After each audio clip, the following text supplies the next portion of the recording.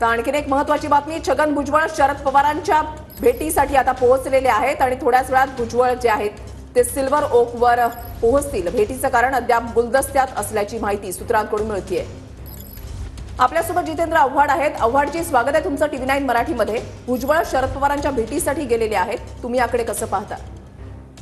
असे महाराष्ट्राची संस्कृती परंपरा आहे, राजकीय परंपरा ही आपलं काय द्वेष आणि वैमनस्य नाही ना, आपला काय बांधावरनं बांधण नाही आहे ना, काही वैचारिक मतभेद आहेत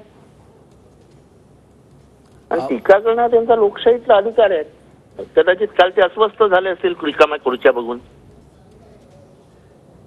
आणि त्यांनी असं त्यांचं मत काय आहे हे ते जर शरद पवारांना सांगायला गेले असतील आणि एवढी टीका करूनही शरद पवारांनी मोठ्या मनाने त्यांचा दरवाजा उघडला असेल तर हीच महाराष्ट्राची संस्कृती आहे आणि ती टिकावी हाच आमचं मत आहे।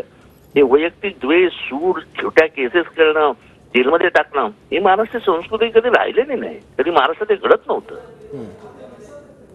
पोलिसी वापर करून सतवायचं लोकांना हे महाराष्ट्रात कधी घडलं नव्हतं।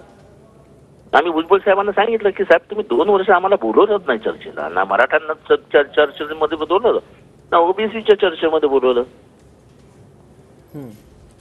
आणि आज तुम्ही अचानक आम्हाला चर्चेवरला बोलवत आहेत तर आम्हाला आमचं वैयक्तिक काही आहे की नाही स्वतःच, तुमचा निर्णय तुम्ही घेतलाय तर घेऊन टाका आणि करा ते काय करायचं ते, आम्ही कुठं नाही म्हणतोय।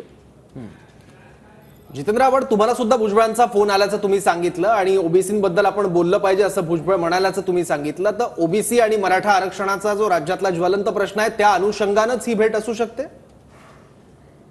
तर भेट कशासाठी आहे ह्याची कल्पना मला नाही आणि त्या दोघांमध्ये काय गुप्त चर्चा होईल त्याच्यात मला काही इंटरेस्टही नाही।